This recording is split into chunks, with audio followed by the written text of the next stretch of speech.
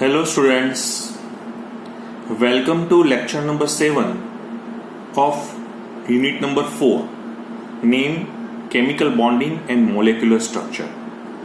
As we know that last 3 sessions means lecture number 6, lecture number 5 and today is our lecture number 7. So all these 3 sessions I only concentrate on a formal charge. Because we know that the formal charge is such a type of charge that can be used in the polyatomic ions, right? Formal charge is a method of electron bookkeeping and does not imply that it is the actual charge on the atom in the question. Next one, formal charge has one other very useful application too. It can be very useful in answering questions regarding the ordering of the bonds. So these are the uses or benefit of a formal charge. So in last sessions I give some examples, some homework or some exercise that given to you. I think so you have completed your worksheet or your homework, and if any queries regarding to this PCl3, CO, H2CO3, so today I start with a step by step or one by one. So first I give the PCl3. So how we find out the structure of PCl3? So it's a simple structure PCl3. I think so there is no need to find out the formal charge too. Once again, how many valence electron in PCl3? So phosphorus having a 5 electrons and 7 3s are 21. So 26 valence electrons are in PCl3. So first I draw the structure in such a way that P, Cl, Cl and Cl. Now put 26 electron accordingly. First I start with a bonded electron pair or between this PCl, PCl and PCl. So 26 minus 6 means remaining 20 electrons. Now I start with a more electronegative atom like chlorine, right? So chlorine, chlorine, chlorine, chlorine, chlorine and chlorine. So how many electrons that can be used at presently? 1, 2, 3, 4, 5, 6, 7, 8. 8 2s are 16, 8 3s are 24. Remaining 2 electrons now I put lastly on the central atom. So the structure which can be denoted like that, this is PCl, PCl3 and lone pair over phosphorus. So which can be given like that. But we know that this structure is a perfect in nature. So okay, fine. First they follows the octet rule of each atom. So for example, phosphorus, chlorine, all they obeys the octet rule, right? But we are very much interested in formal charge. So first I count the formal charge of phosphorus. So what is the formal charge? How many valence electron in phosphorus? 5 minus. How many non-bonded electron pair? Means 2 is pair 2 means electrons pair is 1 and electrons are 2. Okay, so bonded pair 3. So formal charge of phosphorus is 0. So it's quite good because the central atom if having a 0, so they have a more chance, okay, for the stability. Likewise in the case of chlorine, 7 minus 1 2 3 4 5 6 lone pair electrons plus bonded electron is 1, so is a 0. So all chlorine, all chlorine. So the perfect structure of PCl3 is yes. Okay. So this is all about the phosphorus trichloride. Okay. After the phosphorus trichloride, we can proceed towards to the another example that I given in your homework or as well as in exercise is a carbon monoxide. So it's the easiest example, carbon monoxide. So it's too easy because in the case of carbon monoxide, so how many valence electron? So 4 plus 6 means 10 valence electron are present in carbon monoxide.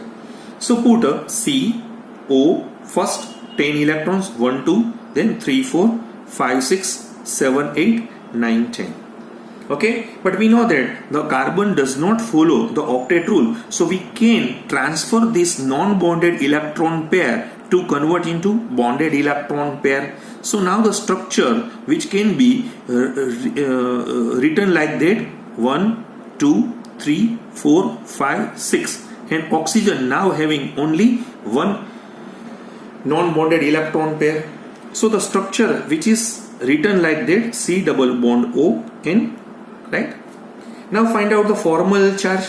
Okay, so the formal charge of carbon is like that. So 4 is the valence electron of carbon.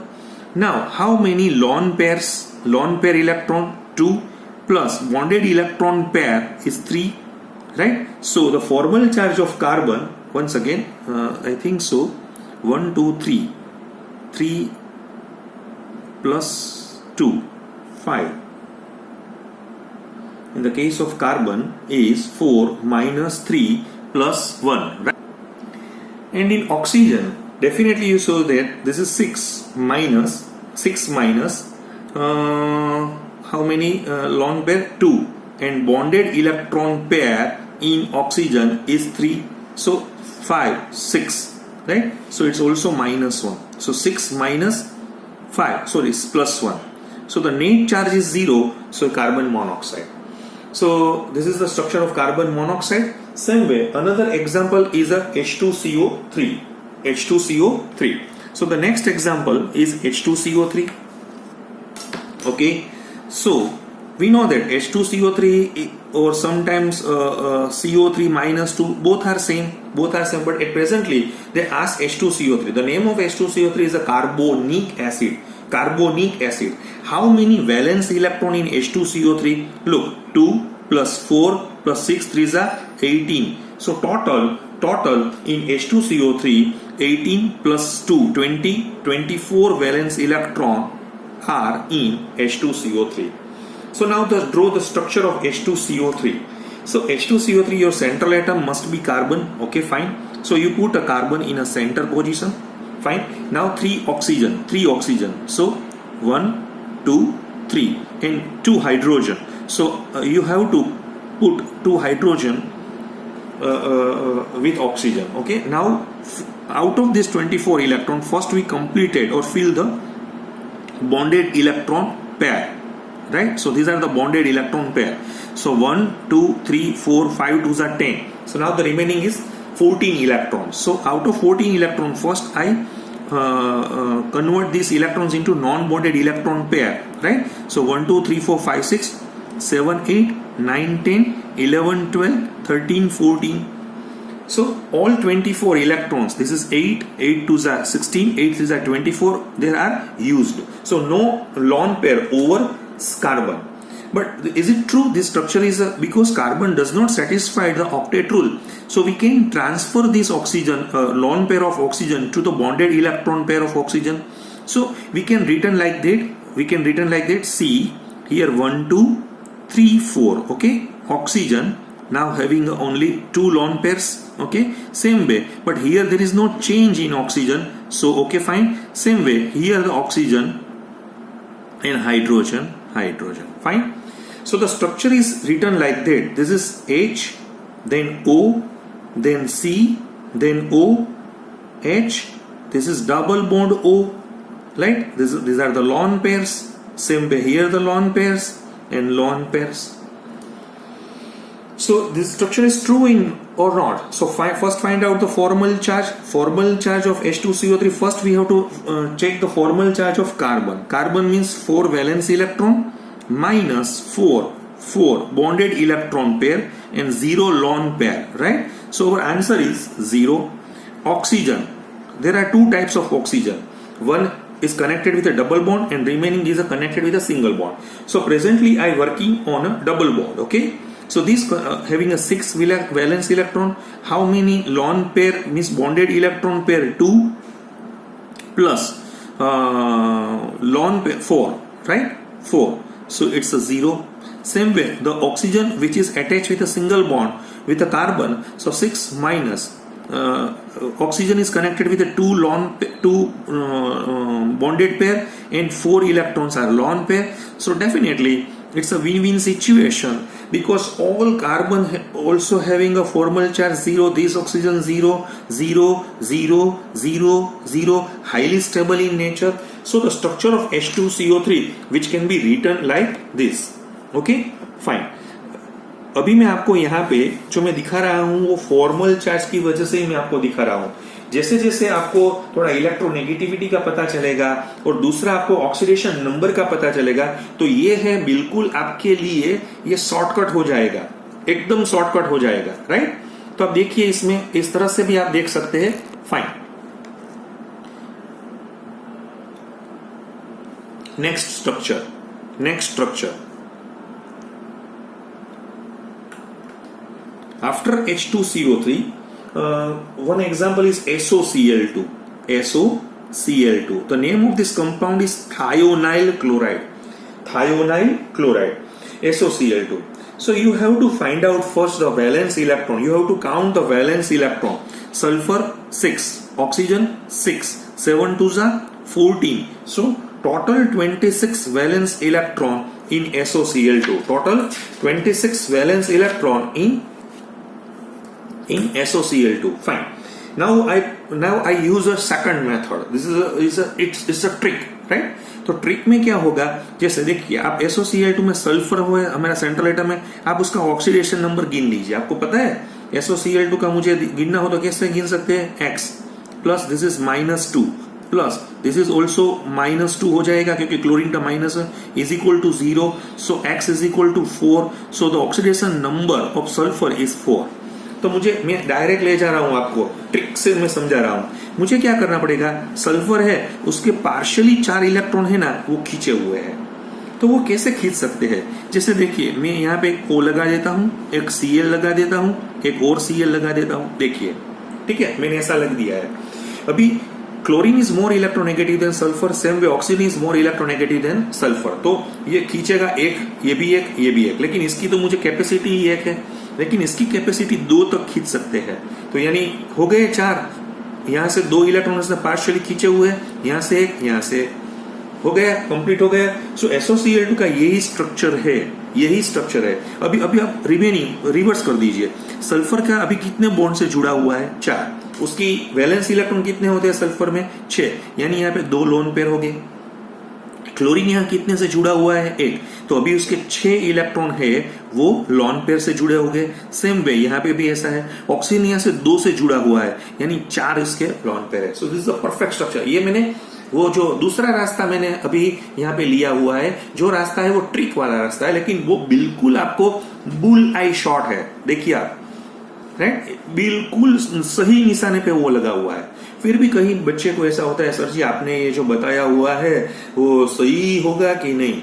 देखिए हमारे पास सही होने की क्या हमारे पास दवाई है, right. हमारे पास जो मेडिसिन है वो तो फॉर्मल चार्ज है, तो आप फॉर्मल चार्ज सल्फर का गिन लीजिए। देखिए सल्फर का फॉर्मल चार्ज वैलेंस इलेक्ट्रॉन 6 है, उसमें बॉन्डेड इलेक्ट्रॉन कितने हैं, यानी 4 है। उसके पास लॉन पेयर कितने हैं, 2 है, यानी इसका फॉर्मल चार्ज कितना हो गया, 0। अभी आप क्लोरीन का गिन लीजिए, 7 वैलेंस इलेक्ट्रॉन है, इस एक बॉन्डेड इलेक्ट्रॉन पेयर है, और 6 कितने हैं, लॉन पेयर है, क्या हो गया, 0। अभी जो ऑक्सीजन है उसके वैलेंस इलेक्ट्रॉन कितने हैं, 6 है, उसमें बॉन्डेड इलेक्ट्रॉन पेयर कितने हैं, 2, लॉन पेयर कितने हैं, ओके, बिल्कुल सही, बिल्कुल। देखिए सभी जगह पे 0 0 0 हो गया है। So it's a perfect structure और perfect stable structure of thionyl chloride SOCl2। तो आपको पता चल रहा है मैं दोनों रास्ते से जा रहा हूं, लेकिन मैं आपको फ्यूचर में क्या बता रहा हूं आप देखिए। कहीं देखिए जैसे मैं ऐसा बता नहीं रहा हूं, फिर भी हम ऐसा सोचते क्योंकि ऐसा कोई क्वेश्चंस JEE और नीट में पूछा नहीं जा रहा है, राइट। वो तो डायरेक्ट ही अटैक करेंगे, लेकिन आपके पास उसका ट्रिक होना चाहिए। जैसे आपको कई बार ऐसा पूछते हैं कि which is the correct structure of SOCl2, तो उसने फॉलोइंग 4 स्ट्रक्चर दिए हुए, तो आपको कैसे पता चलेगा, आप हर बार फॉर्मल चार्ज गिनेंगे नहीं। ये जो मेथड है ना वो बहुत लंबी मेथड है, फिर भी हमें बुक में दी गई है, हम उसके देखिए आप में पिछले 3 लेक्चर्स से कहीं भी वैसा नहीं होगा। आप सभी भी जैसे आपके जो ब्रांडेड जैसे हमारे वीडियो लेक्चर्स हमें कहीं जगह से मिल रहे हैं, तो वो क्या होगा, ज्यादा से ज्यादा 15 मिनट 20 मिनट 25 मिनट का वीडियो वो जैसे फॉर्मल चार्ज का लेंगे और आपको दिखा देंगे। लेकिन मैं आपका फॉर्मल चार्ज के साथ मेरा जो इंटेंशन यहाँ पे जुड़ा हुआ है, वो जो इंटेंशन है ना वो अलग है। मैं आपको इस तरह से बता रहा हूं, यहाँ पे एक ऑक्सीडेशन नंबर से भी आप चले जा सकते हैं, उससे भी आपका यही आंसर आ जाएगा, और आपका समय है ना वो यहाँ पे वेस्टेज नहीं होगा, वो सेव होगा। कॉम्पिटिटिव एग्जाम में क्या है, हमें समय सेव करना है, अपनी जो तर्क शक्ति है, अपनी जो बुद्धि शक्ति है उसको पूरी तरह से लगा देना है। तो ये मैंने SOCl2 का दिया। फिर देखो मैंने एक और स्ट्रक्चर भी आपको दिया था, वो था POCl3। POCl3 क्या है, फॉस्फोरस ऑक्सीक्लोराइड है, उसका नाम क्या है, फॉस्फोरस ऑक्सीक्लोराइड। तो अभी POCl3 में कितने वैलेंस इलेक्ट्रॉन होंगे, देखिए 5 है प्लस 6 है, 7 3 जा 21, राइट। तो कितने हो गए, 21 प्लस 5 यानी 26 प्लस 6 यानी 32 valence electrons are present in POCl3। देखिए आपको समझ में आ गया। अच्छा, अब आप एक बार कीजिए, यहाँ पे आप वीडियो पॉज कर दीजिए, ठीक है। फिर आप POCl3 का जो स्ट्रक्चर अपने जो लंबी मेथड से जा रहा है उससे भी आप कीजिए, और एक शॉर्टकट मेथड से कीजिए। आप टाइम नोट डाउन कीजिए, दोनों में कितना टाइम मेरा चला जा रहा है, ठीक है। तो आप देखिए POCl3 का जो मैं यहाँ पे स्ट्रक्चर लगाऊंगा, मैं पहले आप जो सोच रहे हैं ना ऐसा ही मैं जा रहा हूं। देखिए यहाँ पे P है, यहाँ पे O है, एक क्लोरीन यहाँ पे है, एक क्लोरीन यहाँ पे है और एक क्लोरीन यहाँ पे है, ठीक है। हो गया बिल्कुल राइट। अभी 32 इलेक्ट्रॉन्स यहाँ पे रख दीजिए, 1 2 3 4 5 6 7 8, राइट। अभी कहाँ पे हम पहले ऑक्सीजन से शुरू करेंगे because it's a more electronegative, right. तो मैं यहाँ पे इसका कंप्लीट कर देता हूँ, राइट। यहाँ पे क्लोरीन का लॉन पेयर्स मैंने कंप्लीट कर दिया है। सेम वे यहाँ पे भी मैंने लॉन पेयर कंप्लीट कर दिया है और यहाँ पे भी मैंने लॉन पेयर कंप्लीट कर दिया है। देखिए कितने हो गए, देखिए 8 4 जा 32 इलेक्ट्रॉन्स तो मैंने यहाँ पे रख दिए। तो क्या ये स्ट्रक्चर है, ये स्ट्रक्चर हो सकता है, आप देख लीजिए। तो उसमें आपको 2 बार फॉर्मल चार्ज गिनने पड़ेंगे, पहले आप फास्फोरस का गिनेंगे, ऑक्सीजन का गिनेंगे और क्लोरीन का गिनेंगे, ठीक है। लेकिन उसमें ये पता चल जाएगा कि ये जो फास्फोरस का आपको जो फॉर्मल चार्ज मिलेगा ना वो ज्यादा होगा। तो आपको तभी पता चलेगा कि भाई मैं ऑक्सीजन का जो इलेक्ट्रॉन है, क्योंकि अभी ऑक्सीजन यहाँ पे एक ही इलेक्ट्रॉन से जुड़ा हुआ है, आपको पता चल जाना चाहिए कि वैलेंसी ऑफ ऑक्सीजन इज 2, तो still they attach with only 1 bond. तो यानी ये जो लॉन पेयर है वो यहाँ पे शिफ्ट करेगा, यानी फॉस्फोरस ऑक्सीक्लोराइड का स्ट्रक्चर ऐसा होगा, ऐसा हो जाएगा। देखिए यहाँ पे तो लॉन पेयर है, यहाँ पे भी है, यहाँ पे भी है और यहाँ पे भी है। देखिए अभी आप देखिए इसका फॉर्मल चार्ज गिन लीजिए, फास्फोरस का अभी देख लीजिए, पहले भी गिनना अभी भी गिनना। तो फास्फोरस का फॉर्मल चार्ज कितना है, 5 valence electron minus 1 2 3 4 5 bonded pair है और इसके पास लॉन पेयर कुछ भी नहीं है, 0 हो गया, यहाँ पे 0 नहीं होगा, ठीक है। देखिए अब ऑक्सीजन का भी देख लीजिए, 6 वैलेंस इलेक्ट्रॉन है, बॉन्डिंग में 2 है, लॉन पेयर 4 है यानी 0 है। अभी क्लोरीन का भी देख लीजिए, 7 वैलेंस इलेक्ट्रॉन है, 1 बॉन्डेड इलेक्ट्रॉन पेयर है और 6 लॉन पेयर है, सो यानी 0 हो गया। बिल्कुल सही, बिल्कुल सही।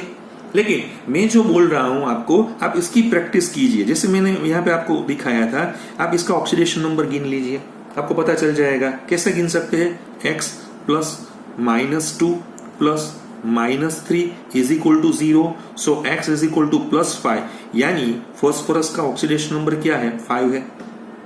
तो मुझे सेंट्रल एटम में क्या रखना पड़ेगा, फास्फोरस। उसके यहाँ पे मैं एक क्लोरीन लगाऊंगा, सॉरी एक ऑक्सीजन, एक क्लोरीन और रिमेनिंग, राइट।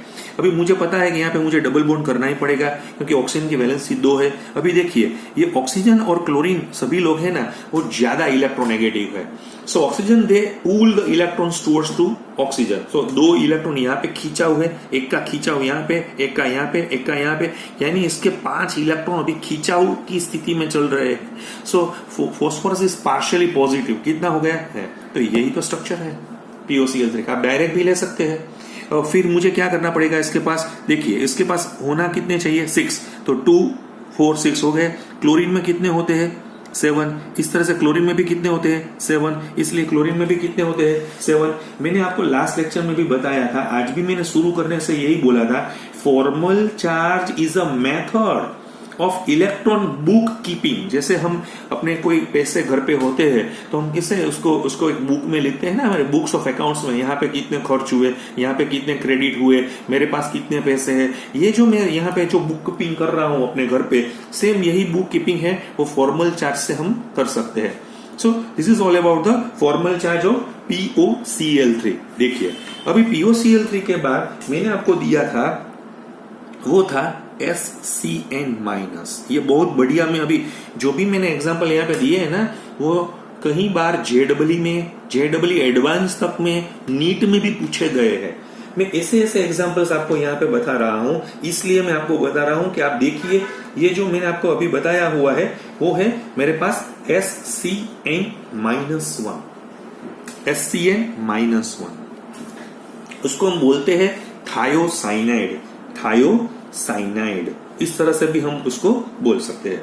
अभी इसमें सेंट्रल एटम कौन सा है, तो कैसे, मैं देखिए मैं यहाँ पे एक बात और भी कराऊंगा, ठीक है। कई बार मैं आपको भी सोचने के लिए मजबूर कर दूंगा। मैं डायरेक्ट यहाँ पे लिख लेता हूं, जैसे मेरे पास ये जो स्ट्रक्चर मैं यहाँ पे बता रहा हूं, ये जो SCN है इस तरह से होगा। आप वैलेंस इलेक्ट्रॉन भी गिन लीजिए, इसमें वैलेंस इलेक्ट्रॉन कितने हैं 6 है, इसमें कितने हैं 4 है, इसमें कितने हैं प्लस है, प्लस मुझे 1 डालना पड़ेगा due to anion, negative ion. So 6 और 4 10 15 16, यानी मैंने 16 इलेक्ट्रॉन को मुझे यहाँ पे बिठाना है, ठीक है। फाइन, आपको समझ में आ गया। तो मैं किस तरह से सोच सकता हूं, मैं इस तरह से भी सोच सकता हूं, जैसे मेरे पास मैंने क्या किया हुआ है अभी देखिए, मैं डायरेक्ट आपको बता देता हूं। जैसे एक प्रोबेबिलिटी ये भी होती है, एक प्रोबेबिलिटी ये भी होती है, देखिए आप, और एक प्रोबेबिलिटी ये भी होती है S double bond C double bond N, ये भी हो सकती है। देखिए आप यहाँ पे, राइट, यहाँ पे भी हमने ये जो बताया हुआ था ये 2 ही हो गए, ठीक है। इसमें आप अगर फॉर्मल चार्ज गिनेंगे, इसमें फॉर्मल चार्ज गिनेंगे तो मुझे क्या मिलेगा, इसमें फॉर्मल चार्ज ये -1 हो जाएगा, ये 0 है, ये 0 है, इसमें क्या हो जाएगा 0 है, 0 है, -1 है। तो यहाँ पे हमें थोड़ी दिक्कत हो रही है, क्योंकि ये थोड़ा इंटरेस्टिंग है, क्योंकि जेडब्ल्यू मेन या जेडब्ल्यू एडवांस वाले बंदे वो कोई ऐसा POCl3 का स्ट्रक्चर आपको नहीं पूछेंगे, वो यहीं पे इसे पूछेंगे कि इसका स्ट्रक्चर क्या हो सकता है।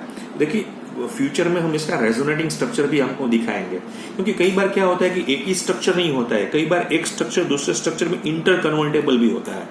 तो मैंने यहाँ पे दोनों सिचुएशन बताई हुई है।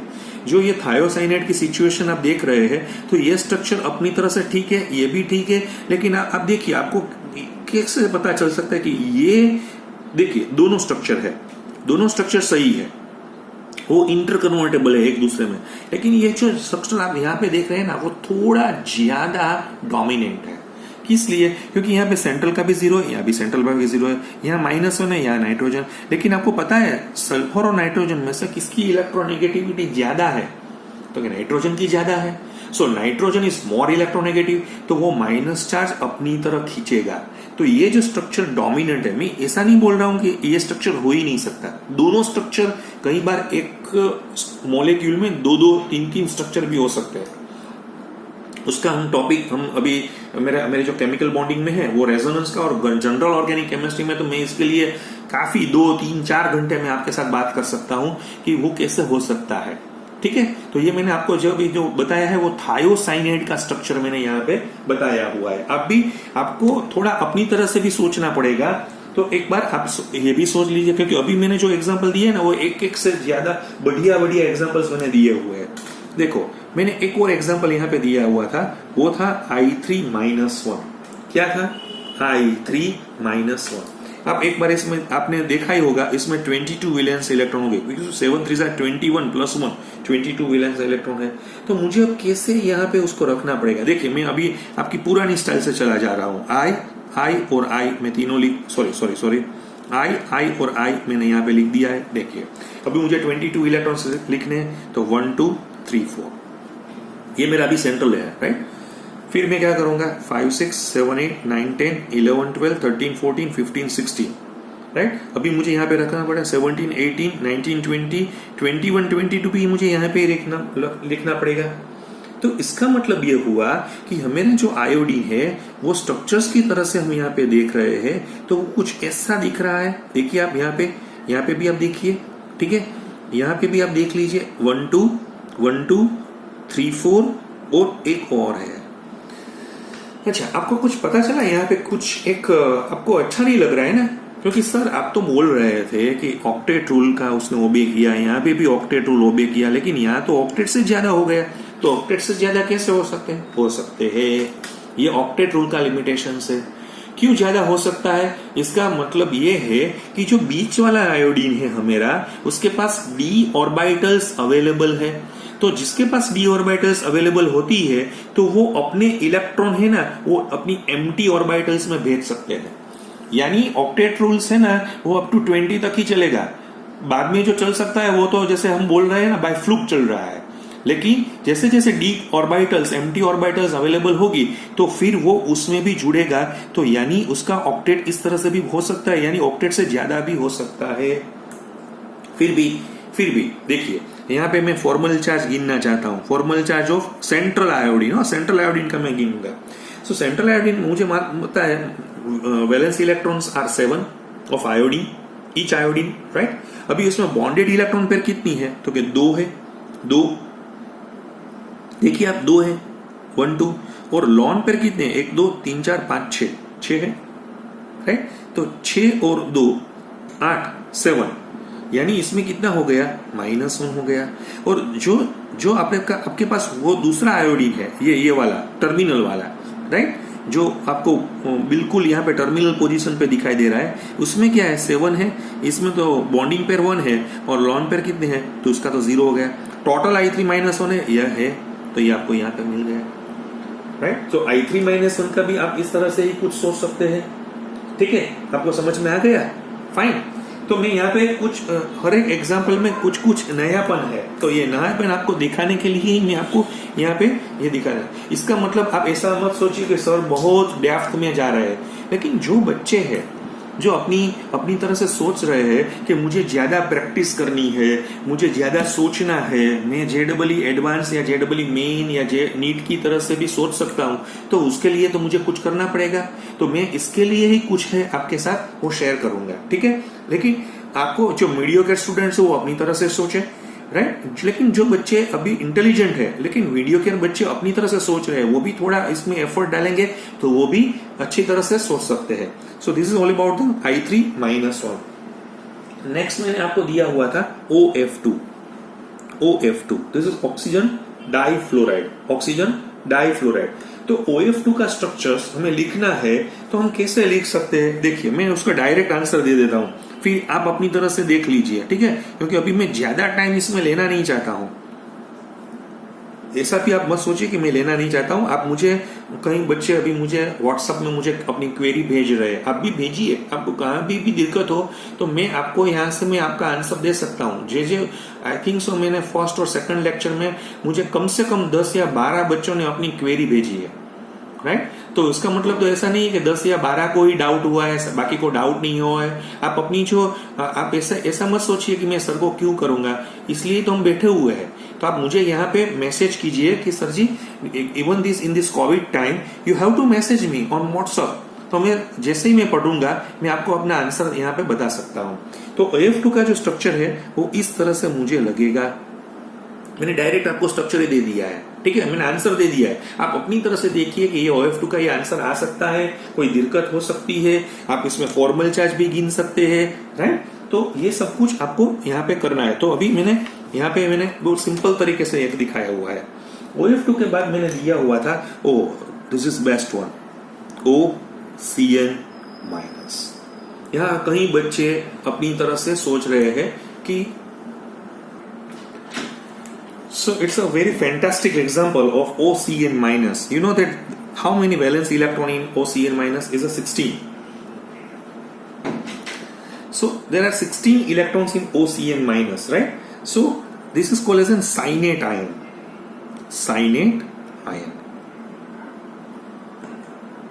The structure of cyanate ion. Mind well, this is OCN-1. It's a different one, and this is another one is a CNO-1. CNO-1, right? It's also a different one. Both are different in nature. Okay, so in this case 16, but the name of this ion is called as a fulminate ion. Fine. Okay fine. अभी मैं क्या करूंगा यहाँ पे, देखिए मैं direct आपको answer यहाँ पे मैं दिखा रहा हूं, मैं इस तरह से दिखा रहा हूं। C 1 2 3 4 5 6 nitrogen, they having a lone pair, and here the oxygen.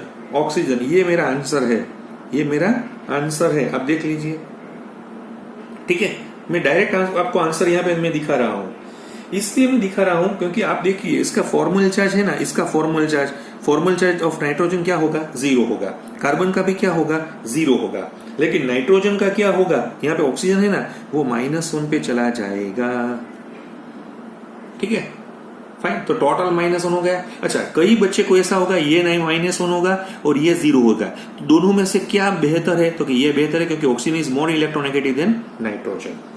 Fine fine, आपने बिल्कुल अच्छी तरह से देख लिया। अभी मेरे पास ये CNO- का स्ट्रक्चर है, वो थोड़ा अलग है। CNO, यहाँ पे O जुड़ा हुआ है, यहाँ पे C जुड़ा हुआ है। अब देख लीजिए पहले, ठीक है। तो यहाँ पे मैं क्या करूंगा, C है, फिर यहाँ पे क्या हो जाएगा, ऑक्सीजन है मेरे पास, राइट, ऑक्सीजन है, ऑक्सीजन हैविंग 1 2 3 4 5 6 एंड इट्स -1 इन, इसका फॉर्मल चार्ज माइनस मुझे मिलेगा, कार्बन का मुझे 0 मिल गया है। और यहाँ पे मैं दिखा रहा हूं वो है नाइट्रोजन, और उसमें 3 और 2 5, राइट, ये हो गया, और इसका फॉर्मल चार्ज भी मुझे 0 मिल गया है।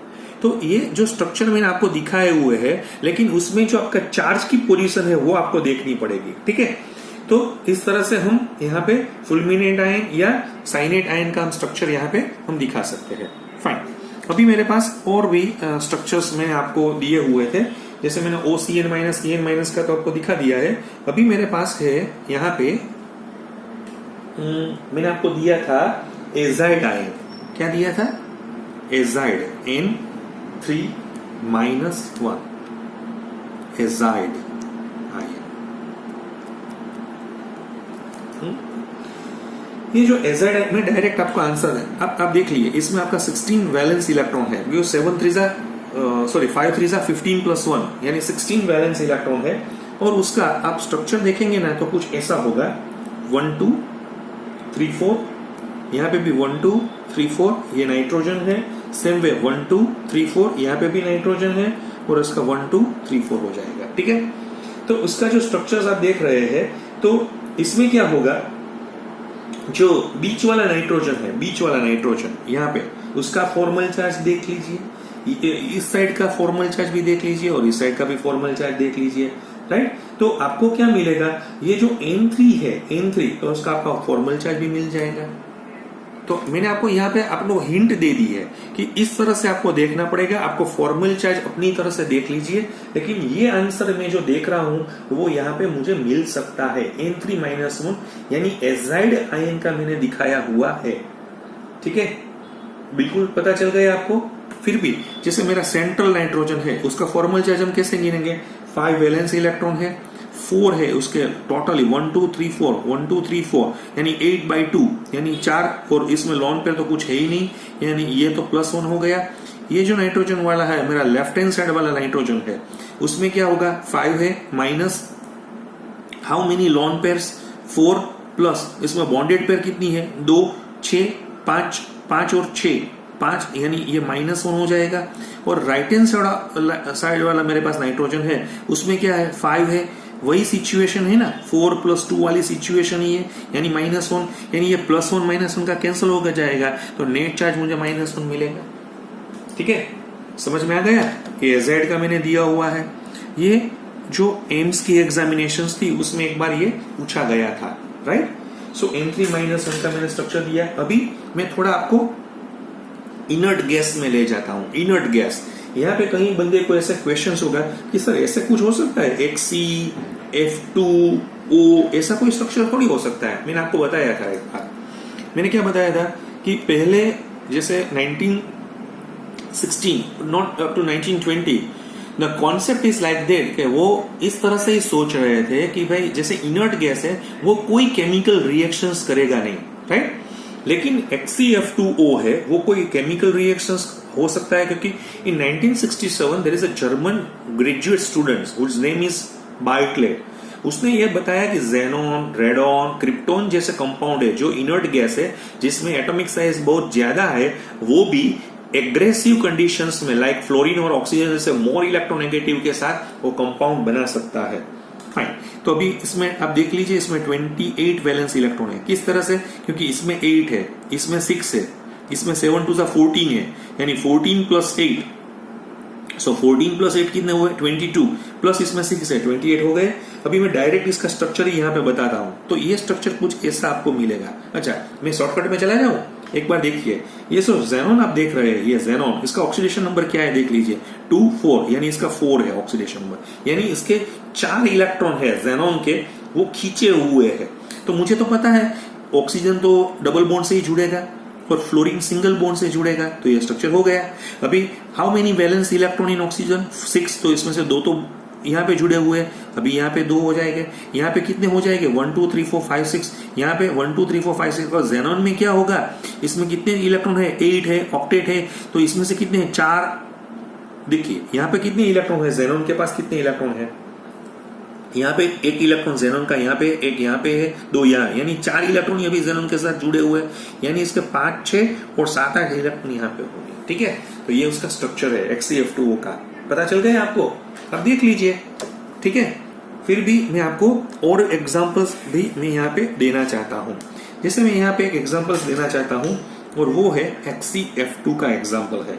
XeF2 में आप देख लीजिए 22 वैलेंस इलेक्ट्रॉन ही होंगे और 22 इसका स्ट्रक्चर बिल्कुल आपको यहाँ पे ऐसे दिखाई देगा XeF2। और फिर इसका वैलेंस इलेक्ट्रॉन देख लीजिए, यहाँ पे भी देख लीजिए, और यहाँ पे 1 और 2 ही इलेक्ट्रॉन जुड़े हुए हैं, यानी कितने 2 है, 8 में से 2, यानी 1 2 3 4 5 6 इसके पास लॉन पेयर है। ठीक है, तो ये XeF2 का भी आपका स्ट्रक्चर से वो यहाँ पे मिल गया। मैं एक अभी तीर से 2 निशाने लगा रहा हूँ। मैं आपको क्या कर रहा हूँ, मेरा मिशन अभी चल रहा है फॉर्मल चार्ज का, लेकिन मैं आपको ऑक्सीडेशन नंबर से कैसे स्ट्रक्चर बन सकते हैं ना, उसका हमें आगे बहुत बहुत बेनिफिट होगा। ठीक है, आफ्टर XeF2 मैंने यहाँ पे आपको दिखाया हुआ था XeF4। कोई बात नहीं, इन XeF4 36 वैलेंस इलेक्ट्रॉन हो जाएंगे और मुझे XeF4 इस तरह से ही लिखना पड़ेगा, 1 2 3 4, और लॉन पेयर यहाँ पे रख दीजिए फ्लोरीन का, यहाँ पे भी फ्लोरीन का, यहाँ पे भी फ्लोरीन का, सेम वे यहाँ पे भी फ्लोरीन का। अभी जेनॉन के कितने इलेक्ट्रॉन्स यहाँ पे जुड़े, 1 2 3 4, यानी 2 लॉन पेयर अभी भी उसके पास पड़ी हुई है। ठीक है, XeF4 का आपको हो गया। आप फॉर्मल चार्ज सब कुछ गिन लीजिए, अपनी तरह से गिन लिए, प्रैक्टिस कीजिए। एक्चुअली तो ये जो मिशन है ना वो आपको होमवर्क का था, फिर भी ये होमवर्क अभी मैं क्लास वर्क में कन्वर्ट कर रहा हूँ ताकि आपको कोई दिक्कत न हो सके। ओके फाइन, इसमें अभी आप देखिए XeO3 है। How many valence electron in XeO3? So 26 valence electrons are present in XeO3। अभी आप XeO3 का स्ट्रक्चर देखिए, Xe है वो यहाँ पे डबल बॉन्ड है, यहाँ पे भी डबल बॉन्ड है और यहाँ पे भी डबल बॉन्ड के साथ जुड़ा हुआ है। देखिए आप यहाँ पे देखिए, हो गया। अभी Xe के कितने इलेक्ट्रॉन हुए यहाँ पे, 2 4 6 और 2 हो गए, वो उसके पास लॉन पेयर हो गए। तो ये XeO3 का फिर भी आपको देख रहे हैं, तो XeO3 में इसका ऑक्सीडेशन नंबर 6 है, 3 2 6 -6, पहली उस पार जाएंगे तो +6 हो जाएगा। तो इस तरह से भी आप देख सकते हैं। तो XeO3 का भी मैंने आपको यहाँ पे दिखाया हुआ है। अभी XeO3 के बाद मेरे पास अभी जो आ रहा है वो है XeO4 का मैंने दिया हुआ है। कोई बात नहीं, XeO4 में भी आप देख लीजिए, इसमें 32 वैलेंस इलेक्ट्रॉन है और उसका स्ट्रक्चर आप एक बार देख लीजिए, 1 2 3 4 5 6 7 8, राइट। ये हो गया हो गया हो गया, क्योंकि इसके 2 4 6 8, क्योंकि इसमें अभी कोई लॉन पेयर जेनॉन के पास अभी होगा नहीं। आप फॉर्मल चार्ट से आप अपना चेक कर लीजिए, राइट फाइन। उसके बाद मैंने यहाँ पे दिया हुआ था XeO4 के बाद मैंने लास्ट वन दिया हुआ था XeF6। तो XeF6 में कितने इलेक्ट्रॉन है, 50 वैलेंस इलेक्ट्रॉन है, 50 valence electrons are in XeF6 because 7 6 42 + 8 50 हो गए। अभी मुझे XeF6 लिखना हो तो कैसे लिखूंगा, 1 2 3 4 5 6, इस तरह से मैं लिख सकता हूं। देखिए आप यहाँ पे मैंने लिख लिया है, इसका स्ट्रक्चर ही डाल दिया है, 1 2 3 4 5 6 1 2 3 4 5 6 1 2 3 4 5 6 1 2 3 4 5 6 1 2 3 4 5 6 1 2 3 4 5 6। अभी जेनॉन के पास कितने हैं, 1 2 3 4 5 6, यानी अभी इसके पास एक लॉन पेयर है। ठीक है, तो ये XeF6 का भी मैंने जो बताना था वो मैंने यहाँ पे आपको बता दिया है। ओके, आपको सब कुछ अच्छी तरह से पता चल गया है। अभी मैं आपको 2 और स्ट्रक्चर यहाँ पे मैं दिखा रहा हूं।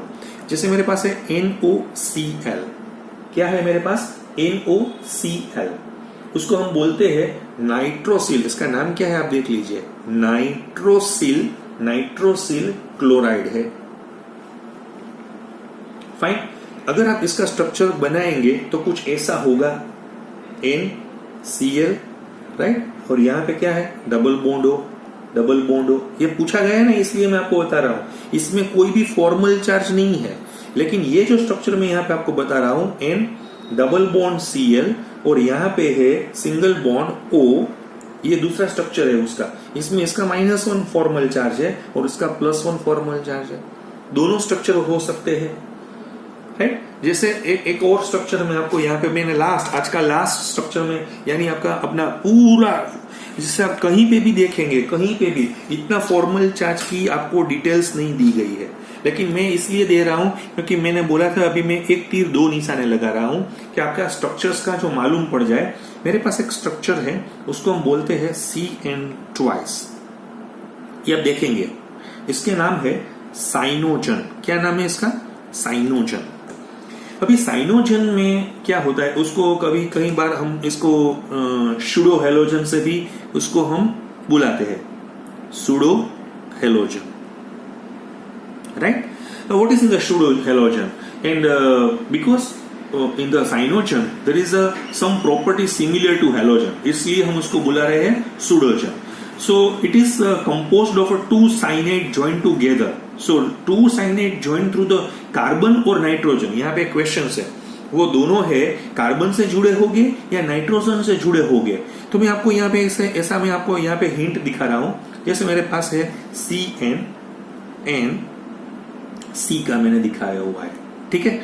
ये जो C है उसके पास लॉन्ग पेयर है, और मैं दूसरा स्ट्रक्चर यहाँ पे दिखा रहा हूं, वो है N triple bond C triple bond N, right. देखिए आप इस स्ट्रक्चर का देखेंगे ना, तो उसमें नो फॉर्मल चार्ज है, कोई फॉर्मल, तो आपको यहाँ पे -1 दिखाई देगा और यहाँ पे आपको +1 दिखाई देगा formal charge, same way +1 and -1।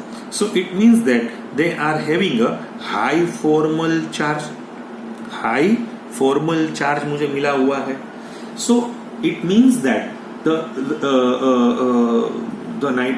in cyanogen the 2 CN are bonded through the carbons. In other words, formula given on the right hand side is correct. तो ये करेक्ट है क्योंकि इसमें फॉर्मल चार्ज ज्यादा है, तो ये हो नहीं सकता। दूसरा एक बात देख लीजिए, नाइट्रोजन थोड़ा कार्बन को अपने साथ इसके पास लोन पे रखेगा, क्योंकि नाइट्रोजन इज मोर इलेक्ट्रोनेगेटिव, तो वो अपनी तरफ ही लोन पे रखेगा। तो इस तरह से भी आप सोच सकते हैं। तो आज मैंने थोड़ा आपका लेक्चर थोड़ा लंबा लिया हुआ था, लेकिन मेरे हिसाब से जो भी JEE एडवांस अभी तक का, JEE का, नीट का, एम्स का, जो भी जहां से भी मुझे मिला था, मैंने अपना पूरा रेफरेंस वर्क करके यहाँ पे मैंने डाल दिया है। ओके फाइन, आप अपनी प्रैक्टिस कीजिए, कोई भी दिक्कत हो तो मुझे व्हाट्सएप कीजिए। मैंने आपको बार बार बताया है, ये मेरा व्हाट्सएप नंबर है 9925455963, राइट। ये जो मेरा व्हाट्सएप नंबर है, उसमें आप अपने कोई भी यहाँ पे आपको समझ में नहीं आ रहा है तो मुझे यहाँ पे कांटेक्ट कीजिए। Thank you very much.